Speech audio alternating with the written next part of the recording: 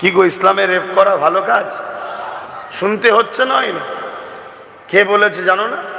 এই বাংলায় বিজেপির এক নেতা অর্জুন সিং, আবার এই পার্টির নাম বললে অসুবিধা নেই তো। ও শয়তান আমার ইসলামের বিরুদ্ধে বললো সমস্যা নয়, আর আমি ওই শয়তানের বিরুদ্ধে বললে আমার কওমের নামধারী মুনাফিক মুসলমানদের কষ্ট হচ্ছে। সবাই এসে রাজনীতির কথা বলবে কেন? ওর রাজনীতি ছেড়ে দিয়ে আমার ধর্মে আঘাত দিচ্ছে, সেটা আমাদের হুঁশ নাই। আজকে বলুন, ইসলামে রেপ করা ভালো কাজ? একমাত্র ধর্ম ইসলাম, যে ধর্ম আমাকে শিখিয়েছে কারো ঘরে যদি প্রথম কন্যা সন্তান হয়, এর মানে ওই বাবাকে কন্যা সন্তান দিয়ে মহান স্রষ্টা জান্নাতে সুসংবাদ পাঠায়। আরো জোরে বলুন, এর মানে আমি রাসূলুল্লাহ ওই দুই কন্যার বাবাকে শাফাআত করে জান্নাতে নিয়ে যাব। আল্লাহ নবী জানিয়ে দিলে কারো বাবার যদি তিনটে কন্যা সন্তান হয়, ওই তিন কন্যার বাবা যদি কন্যাগুলোকে লালন পালন করে স্নেহ মায়া মমতা দিয়ে তাদের যদি বিবাহ শাদী দিয়ে দেয়, আমি রাসূলুল্লাহ জানিয়ে দিই ওই তিন কন্যার বাবা আর আমি রাসূলুল্লাহ পাশাপাশি এই রকম তিন কন্যার বাবা আর আমি রাসূলুল্লাহ জান্নাতে পাশাপাশি থাকিব। আরো জোরে বলুন সুবহান। তাহলে ইসলাম নারীদের সম্মান দিয়েছে না দেয়নি?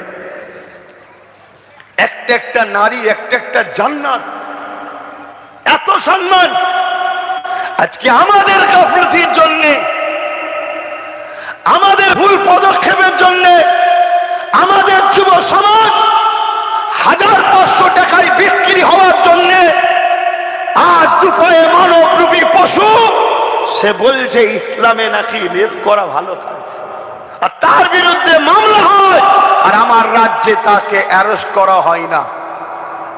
আর নিরীহ নিরীহ মুসলিম যুব সমাজকে গেজার কেস দিয়ে, মিথ্যা কেস দিয়ে 5 বছর 6 বছর 7 বছর করে জেলে ভরে রাখা হচ্ছে না হয়নি। এর জন্য দোষী আমি কাউকে দেব না, এর জন্য দোষী আমরা নিজেরা। কেন আমরা সর্বসময় পরের পা চাটা পছন্দ করি, পরের ছেলের পাতে বেশি থাক, আমার ছেলে যেন বেশি না পেয়ে যায়। এই জন্য আজকে এই দুর্দশা। আজকে আমরা গোলাম হয়ে গেছি, ভিক্ষাতে জীবন যাপন করছি, ভাতার উপরে আমাদের নির্ভর চলছে।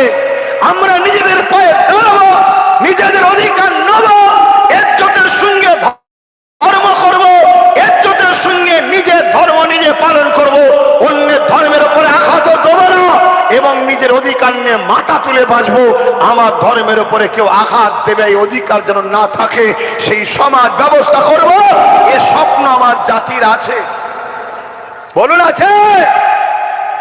আর যদিও বা কেউ জাগাতে চায়, তাকে রুকার চেষ্টা।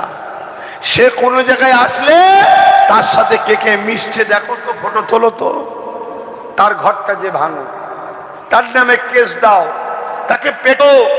আর কোথায় লুজ পয়েন্ট আছে দেখো, টিপে ধরো। টোটো চালায়, টোটো আটকে দাও, দোকানটাই তালা মেরে দাও।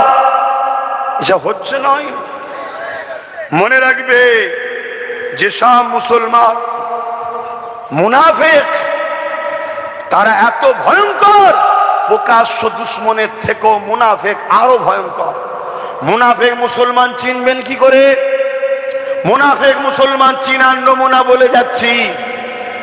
মুনাফিক মুসলমান হলো তারা যারা দুনিয়ার স্বার্থে সব বিষয়ে ঝগড়া কথা বলবে, লড়াই করবে, কিন্তু আল্লাহ দ্বীনের জন্য কখনো কথা বলবে না। এরা হলো মুনাফিক। আরেকটা নমুনা বলে যাচ্ছি মুনাফিকের। মুনাফিকরা সর্বসময় জালিম শাসক, শুনছেন? কোন নবী দেখাতে পারবে জালিম শাসকের সঙ্গে ছিল? প্রত্যেকটা নবী লড়াই করেছে জালিম শাসকের বিরুদ্ধে। মুসা নবী লড়াই করেছে ফেরাউনের মতো জালিম শাসকের বিরুদ্ধে, ইব্রাহিম নবী লড়াই করেছে নমরুদের মতো আমার নূর নবী লড়াই করেছে, আবু জেহেল উতবা সাইবা উমাইয়া রোম পারস্যর মতো জালিম শাসকদের বিরুদ্ধে। আমার হোসাইন পাক লড়াই করেছে জালিম এজিদের বিরুদ্ধে। আমার হিন্দুস্তানের বাদশাহ গরিবে নওয়াজ লড়াই করেছে জালিম শাসকের বিরুদ্ধে। আমার আপনার পীর ও মুর্শিদের পীর হযরতে মুজাদ্দিদ আলবে সানি, তিনি লড়াই করেছে হতভাগা জালিম আকবর বাদশার বিরুদ্ধে। আমার তোমার পীর মুজাদ্দিদুজ্জামান দাদা হুজুর লড়াই করেছে জালিম ব্রিটিশদের বিরুদ্ধে।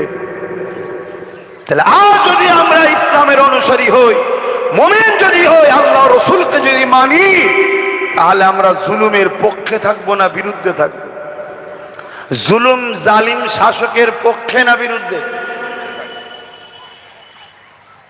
আমার কথা বুঝছেন? জালিম অত্যাচারী শাসকের সাথ দেবো না বিরোধী করবো? আজ দুঃখের সাথে কি বলবো, এমনও কথা শোনা যাচ্ছে তোমার আমার গাফলতির জন্যে এ যুবক দুনিয়া করতে করতে আল্লাহ ভোলা হয়ে গেলে, রসুল ভোলা হয়ে গেলে। এমনও কথা শোনা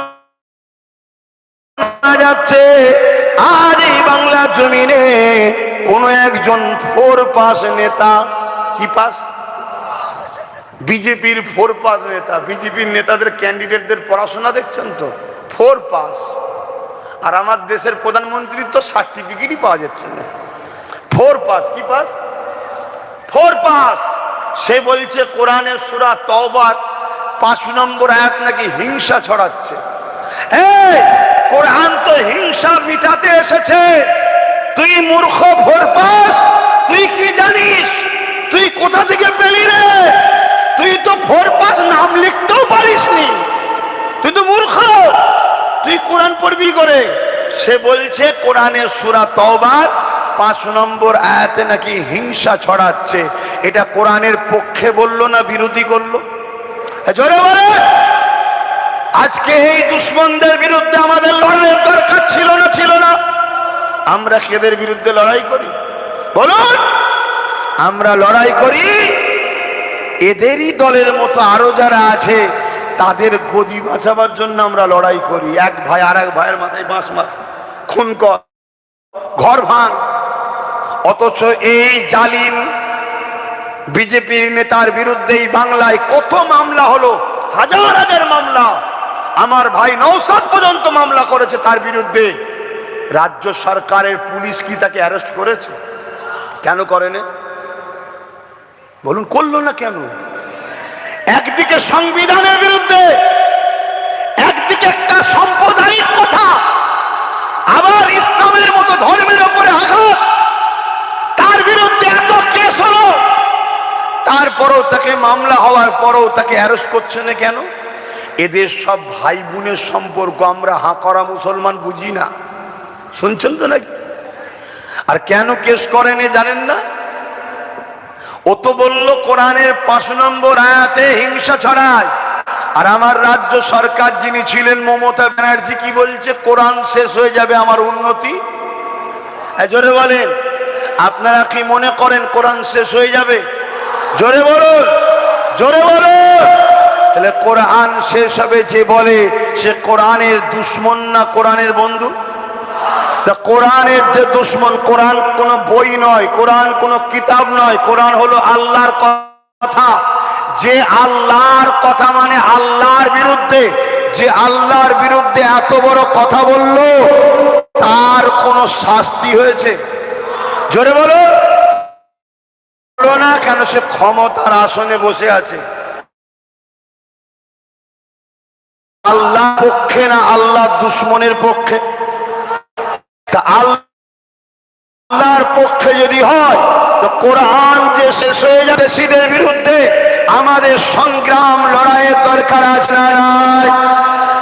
সেই লড়াই আমরা করব, কিন্তু আমাদের হাতে তো ক্ষমতা নেই।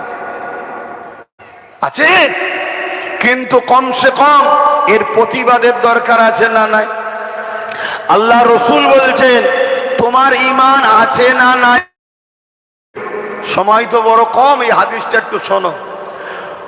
তোমার নাই আসবে কি করে? যে যার ঈমান আমার ইমান আছে না নাই আমি বুঝবো কি করে?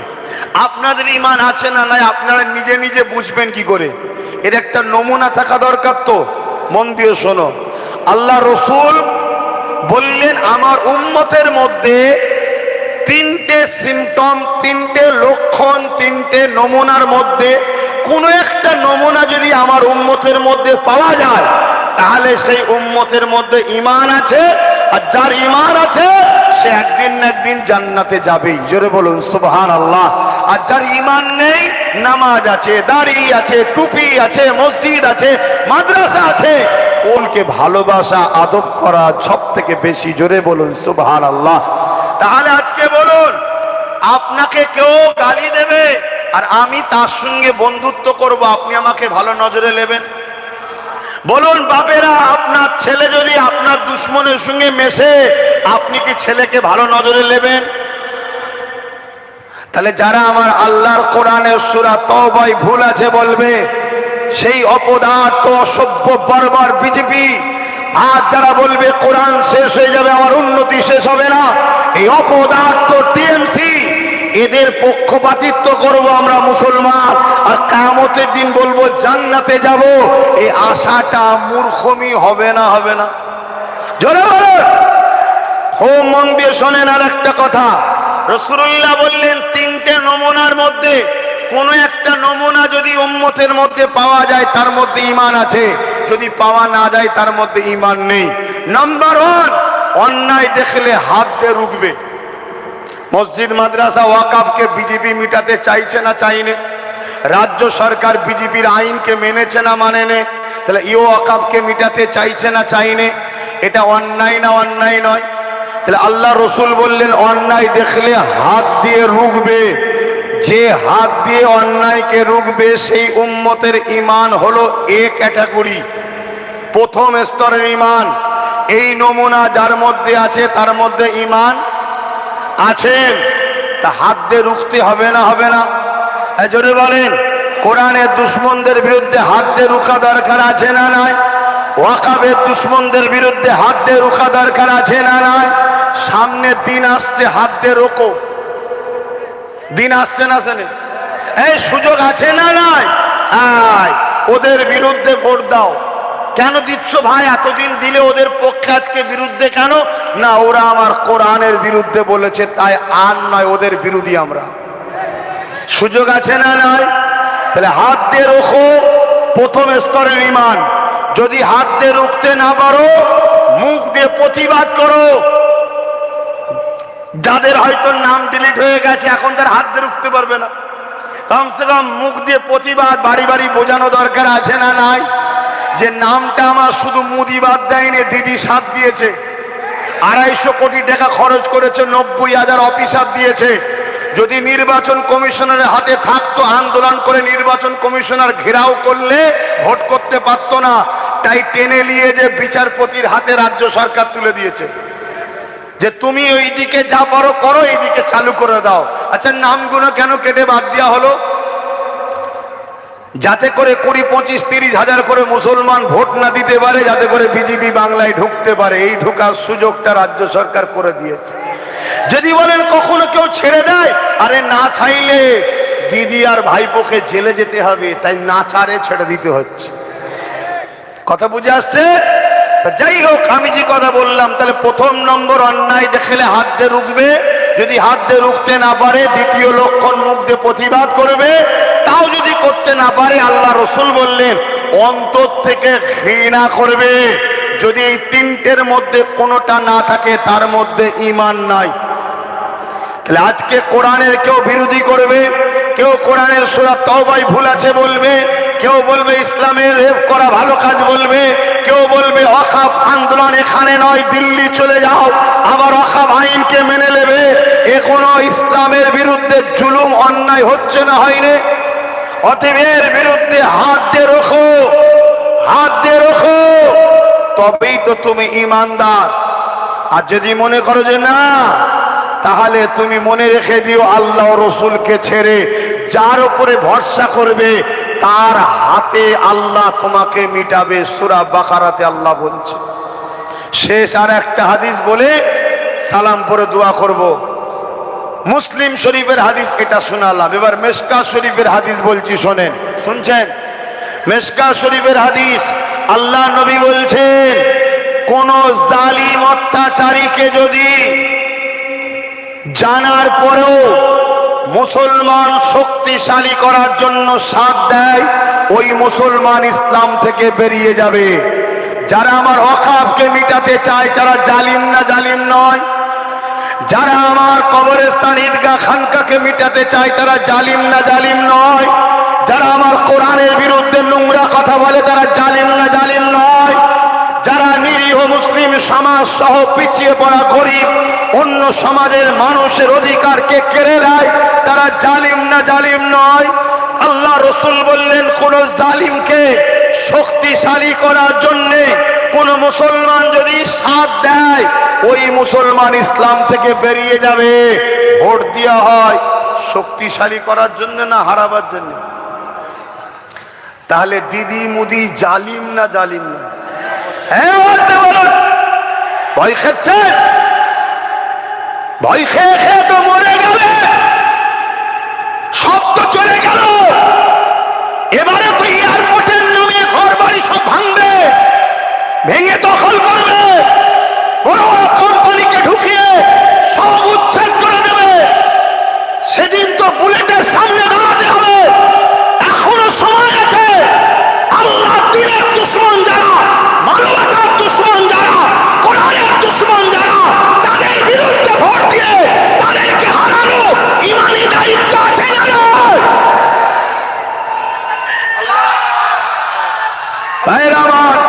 কেউ বলতে পারে, হুজুর আপনি এ কথা বলছেন কেন? আরে হুজুরই তো ফেরাউনের বিরুদ্ধে বলবে, হুজুরই তো নমরুদের বিরুদ্ধে বলবে, হুজুরই তো এজিদের বিরুদ্ধে বলবে। ওদের বিরুদ্ধে বললে সমস্যা হয় না, বলবে ওরা তো মরে গেছে। তো হুজুর মরাদের বিরুদ্ধে যেমন বলে, এ হুজুরের আল্লাহ তাকত দিয়েছে জেন্ত ফেরাউনের বিরুদ্ধেও বলতে পারে, জেন্ত নমরুদের বিরুদ্ধে আমি বলি। হ্যাঁ, আমি তার আগে ছেড়ে দেবো, আজান দিলেই ছেড়ে দেবো। কথা বুঝছেন তো নাকি? তাহলে বলুন, এই কথা কি আমার বলা ভুল হচ্ছে? তুমি রাজ পাওয়ারের নামে রুজি রুটির কথা ছেড়ে দিয়ে আমার ধর্ম মিটা চাইনি, ওটাও নেই, মসজিদ করতে যাইনি, আমাদের ট্যাক্সের টাকায় অন্য ধর্মস্থান তৈরি করছে, তাহলে এটা কি জুলুম নয়? তা জালিমের বিরুদ্ধে লড়াই করার নাম হলো ইসলাম। একদিকে তুমি কে আল্লাহ সাহায্য পাবে এবং তোমার দুনিয়াতেও আল্লাহ ইজ্জত দেবে, আখিরাতেও কামিয়াবি হবে। তাহলে আল্লাহকে সাক্ষী দিয়ে বলো, দিদি মুদির বিরুদ্ধে তোমরা লড়বে হ্যাঁ কি না? হাত তুলে সাক্ষী দাও লম্বা করে। আল্লাহ কবুল করে, বোন আল্লাহুম্মা আমিন। শুধু লড়লে হবে না, বাড়ি বাড়ি বাড়ি বাড়ি গিয়ে প্রচার করো। কথা বুঝে আসছে? সুইচ টিপছে জোড়া ফুলে, এসছে পদ্ম ফুলে। তা সুইচ টিপে লাভ কি হচ্ছে? পদ্ম ফুলই তো পেচ্ছে। কথা বুঝে আসছে না? নাই। তা এরা কি করতে চাইছে? এখনো সময় আছে। একটা মাত্র ছেলে ভাঙরের মানুষ দিয়েছিল, ওয়াকফকে বাঁচাবার জন্য সুপ্রিম কোর্টে কেস চালাচ্ছে না চালায়নি? এশারে মানুষ বিপদ না হয় তার জন্য কেস চালাচ্ছে না চালায়নি? সেই ছেলেটাকে আগামী দিন সাথ দিয়ে, তার সাথীদেরকে সাথ দিয়ে আল্লাহ যাতে আরো কামিয়াবি আরো কজনকে দেয়, শক্তি বাড়বে না কমবে? এই কথাটা আপনাদের কাছে জানিয়ে দেওয়া কি ভুল হলো না? হুজুর কেন বলবে? আরে তুই আমার ধর্মে আঘাত দিবি আর তোর আমি গুড় দিয়ে চাটবো নাকি তোকে? তুই কি আমাকে দালাল মোল্লা পেয়ে গেছিস নাকি? দালাল ইমাম পেয়ে গেছিস যে কিছু ভাড়াটিয়া খেয়ে নেবো? অত সহজ নয় এ লড়াই, আমার ইমানের লড়াই। তাই আসুন সালাম দেবো, ইয়া নবী সালাম।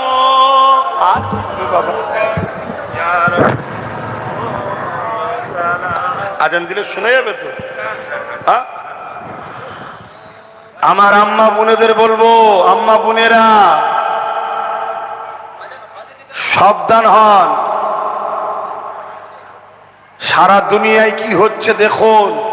প্যালেস্তাইনে বাপের সামনে মেয়েকে রেপ করছে, স্বামীর সামনে স্ত্রীকে রেপ করছে, ভাইয়ের সামনে বোনকে রেপ করছে। কেউ কিছু করার নেই। নিজেদের হাতে পাওয়ারের দরকার আছে না? না। ইয়া নবী সালাম ইয়া রাসূল সালাম, ইয়া হাবিব সালাম, সালাওয়াতুল্লাহ পড়িল আল্লাহ আরো বাণী, পোহালো দুঃখে এ রজনী, হইল জগৎ অনুরানী, আমিনার নয়নের মনি, ইয়া নবী সালাম, ইয়া রাসূল সালাম, ইয়া হাবিব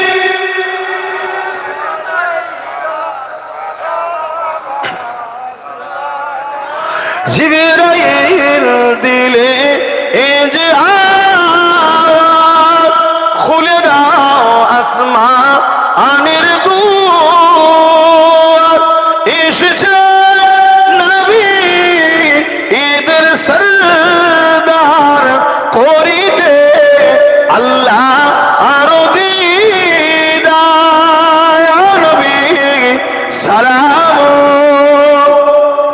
ইয়া রাসূল সালাম, ইয়া হাবিব।